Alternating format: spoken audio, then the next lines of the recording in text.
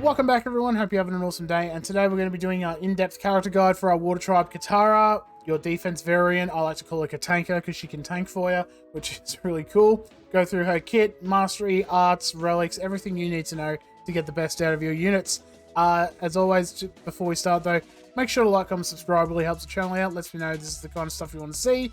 I'm going to endeavor to get some free-to-play units out first, and then we'll move on to like the summonable ones and that. And as always, I'm going to leave timestamps down below. If you want to skip to anywhere in particular, you want to see what relics I throw on her, you can just skip right to that to your heart's content. But without further ado, let's get into the video. So first off, for all of her tags, she is a water element with the defense affinity. That's the little blue icon here. She's also a member of the Water Tribe, Team Avatar, South Pole, and the Aang timeline. In terms of other tags for like any future events and stuff, she can freeze enemies, which is always handy. She can heal her allies, increase the turn bar of her allies, and also decrease the cooldown of their abilities, which is handy. And she also goes into a positive stance, being her defensive stance. In terms of unlocking her and leveling her up, you will unlock her right at the start of the game after you complete the tutorial. You'll get your Aang, Katara, and Sokka to basically start the game and start exploring the world of Avatar Generations. In terms of leveling up her skill level, you will have a chance as you summon on banners to get a 4-star skill coin with the Katara defense variant on it. That'll level up her skill level. Make sure you get those freezes and increase that heal amount a little bit, which is nice. And for her Ascension Materials, she requires candles, meditation beads defense, the water element, and also her Ascension Material is going to be the Water Tribe Change Necklace, which you get from the boss battle store. Makes a lot of sense if you think about it. She really loves her mother's necklace there. If you want any other levels for the Ascension, just feel free to pause the video at any time. Going into her kit and mastery, we'll go through her kit first, and then we'll go cover her mastery at the end. So her basic attack, Freeze Splash, deal damage to all enemies with a 35% chance to freeze one target. So damage to all enemies is going to hit everyone. It's an AoE. It's going to hit everyone on the team. And you also can freeze them, which is cool. It'll make them incapacitated. They won't be able to basically take their turn until they get hit.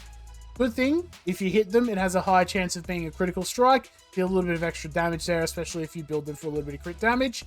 The negative being, if you hit them while they're in this freeze effect, it will, think of it like they shatter their ice casing, and then they're able to take their turn. So just be aware, if they're in the next turn of initiative, that if you hit them, they will take their turn. Advanced skill is Defensive Stance with a cooldown of 4 turns, a big chunky cooldown there. Heal the ally with the lowest health by 15% and then enter a defensive stance. So healing the ally with the lowest health just keeps them in the fight a little bit longer, especially if they start taking a little bit of damage, and then enter a defensive stance. Provoke enemies to attack the caster and reflect 25% of that damage back onto the attacker. So when they hit you, hit them back for a little bit of damage, which is just good. Just starts ticking them down a little bit. The 3 hits, so it's only a 3-hit thing. Someone like, say, Rangi, for example, you'll do a 1-2-3 punch on her advanced attack. That is all 3 hits going out, but it will reflect that damage back on the Rangi. So it's handy, but it is only useful for 3 hits, so just be aware of that. And lastly, her passive ability, Return of Hope. Heal the ally with the lowest health by 5% when you take damage while in a defensive stance. The heal amount will increase the lower your health is. So the cool thing about this is as they start hitting you, they have to hit you, you're provoking them.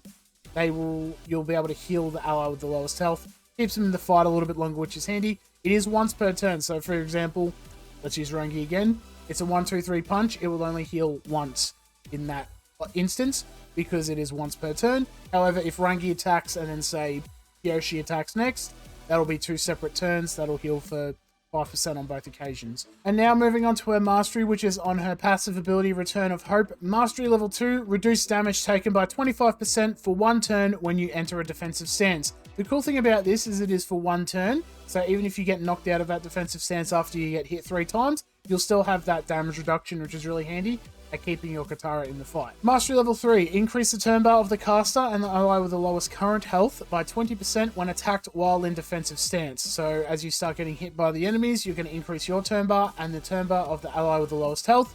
For the most part, it's going to be a lot of your high offense units as you build them with a lot of offense arts. So then they'll be able to get those big damage numbers out a little bit faster. And Mastery level 4, decrease the skill cooldown of the caster and the ally with the lowest current health when you enter a defensive stance. So when you go into your defensive stance, the lowest health ally and yourself are going to reduce those cooldowns. You can get those big damage numbers out if they're an attacker, or could get a heal out if they're a healer, or maybe another sort of taunt out if you have one of those units. Just gets those abilities out a little bit faster, which is always nice. Now that we've done our kit, we know how we want to build her. I like to build her with a 4 health, 2 defense set. If you want, you could do a 4 defense, 2 health set. I just find the health is a little bit more durable, especially after the big defense nerf.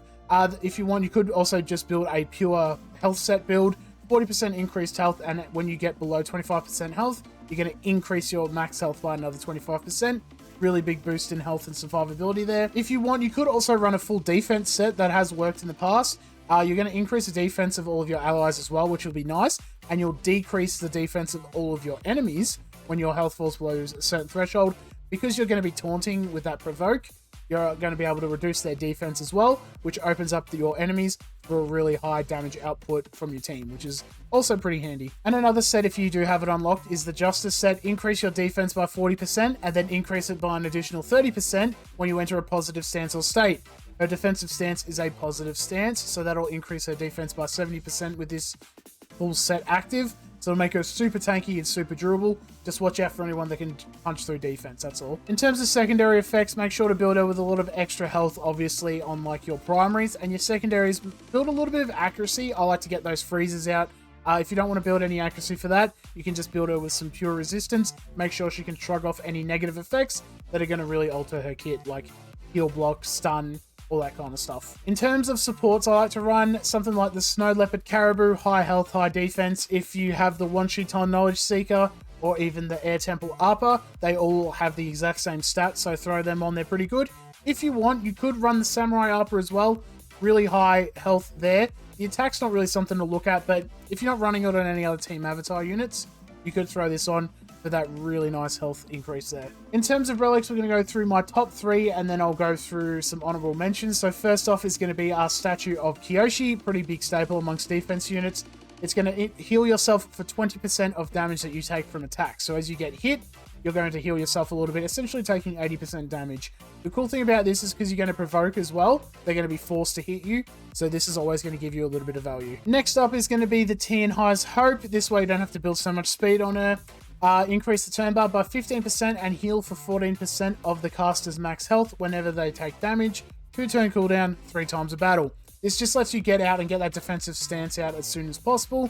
That way you don't have to focus too much on speed secondaries. You can just build a pure tank, pure health, defense, whatever you need, accuracy, resistance, and then you throw this on, you'll be able to get out and get that defensive stance. And number 3, we've got the New Moon, which is a 55% chance to remove 1 debuff whenever the caster attacks. If you want, you could build a counter set as well on her so that when she attacks, she has that chance to cleanse as well. I like this one because it'll cleanse all your team, and with her kit, it's going to heal them as well, just makes them nice and healthy. Moving on to our honorable mentions, and I know there are going to be some people asking why this wasn't in the top 3. Spirit Water Amulet, which is actually funny because the passive is called Water Spirit Amulet, just a shout out there.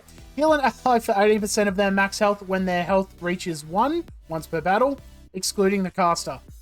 So it's essentially a cheat death mechanic, which is really helpful. The only reason I don't like it on my tanking Katara is because she's probably going to be the first one knocked out.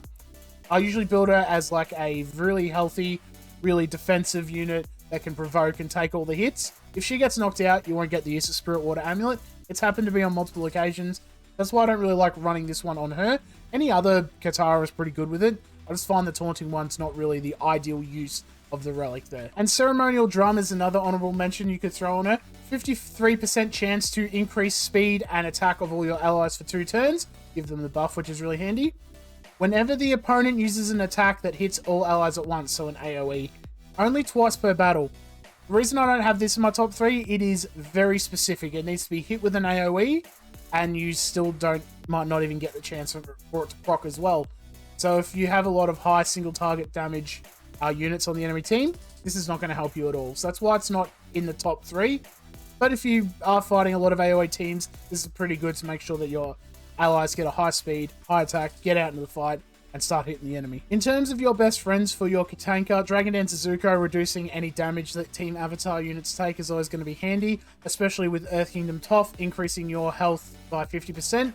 It's going to make her super tanky, super durable, super hard to knock out. On top of that, she can freeze as well. I've also thrown Defense Aang in there. He can decrease the attack of all your enemies by 10% whenever you have allies in a stance. She can go into a defensive stance, so it's a good way to also mitigate damage coming in your way. And Parku is there. He has a lot of freeze synergy, and Katara is pretty consistent with her freeze. So if you can get a freeze off, follow up with a Paku hit, big damage output, which is always nice. On top of that, any revenge units such as your Kyoshi or Kyoshi Warrior Soccer, because she can provoke, it'll force the enemies to attack her, and then all of your allies are going to start coming in and getting pot shots off, which is going to be really good to start knocking out the enemy a little bit, on top of the reflect damage you're going to be dealing as well.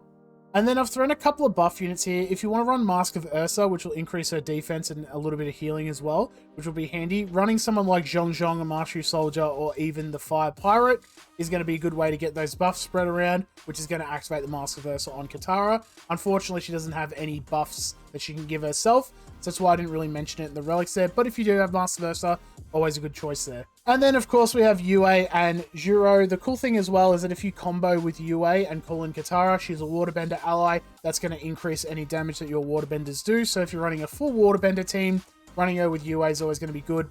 Worst case, she can revive her, which is handy. And Juro, increasing her health, making her way more durable is going to be always really nice. And for the counter units, Mai is a big no-no here. She can basically stop Katara going into her stance, so they won't be forced to attack her, and she can block healing pretty consistently. And on top of that, Mai also has the capability to damage units that get healed. So if they start healing, she's just going to damage them. They're going to get no effect of it, basically. There's a lot of healing in her kit for Katara, so it's a big counter there. On top of that, speaking of healing, we've got our bleed units here, Kyoshi, Kiwok, and Zinfu with the bounty. They can stop healing on any units. So if they, you have a low health unit and then they get bounty inflicted on them or they get a bleed on them, they're unable to heal. So it basically makes Katara, half of Katara's kit pretty useless there. And then funnily enough, we have our revenge units here as well. She does do an AoE on her basic attack. So if she hits the enemy, she can provoke a revenge attack on her. And a lot of high damage input coming her way is never a good sign. On top of that, you also have Komodo Rider Zuko, a Prisoner Katara, or Zhang. They can remove provoking states. So if she's going into her defensive stance, that is a provoking state. They can remove that and then mark someone else instead. And then you have Masaru and Moonslayer Zhao. Very good tank bust units, very good at breaking through and really doing a lot of damage to her and knocking her out really early. In terms of boss battles, she's usable in the Unagi and the Team Azula boss battle. For the Unagi, she can actually solo it, which is really handy. I'll leave a link up the top going through the build guide there on how to beat the Unagi solo with your Katara. If you don't want to cheese it, she is very consistently able to heal her allies whenever they start getting hit, and a good way to keep them alive. And she can also, even then, she can still freeze the enemy, which might be able to block out that Berserk state. And then for the Azula boss battle, I find she's not super useful. The only problem is that she can't freeze Azula. She can freeze Mai and Ty Lee, which is always handy, but they're pretty easy to knock out early on as well. Azula's the big threat, and the healing doesn't really help you when Azula can essentially one-shot you. So I find that Katara's not super useful here. You can use her if you want. You can call her assist with Yue and get that waterbending bonus. But honestly, you could throw Tali Ruktuk in here and get the same result. All in all, a good starting defensive, supportive, healing tank unit that you can utilize. I find that she gets a bit phased out as you start unlocking other units and progressing through the game. Characters like Tali Ruktuk and Benny Muscatara can easily replace her, and you'll see a vast improve quality of your team. Thank you all for watching. Hope you all enjoyed. Let me know down below if I've missed anything, any tips and tricks you want to throw in there, any team comp ideas or relic ideas even. Be interested to see. Make sure to like and subscribe for the algorithm, and I'll see you in the next video.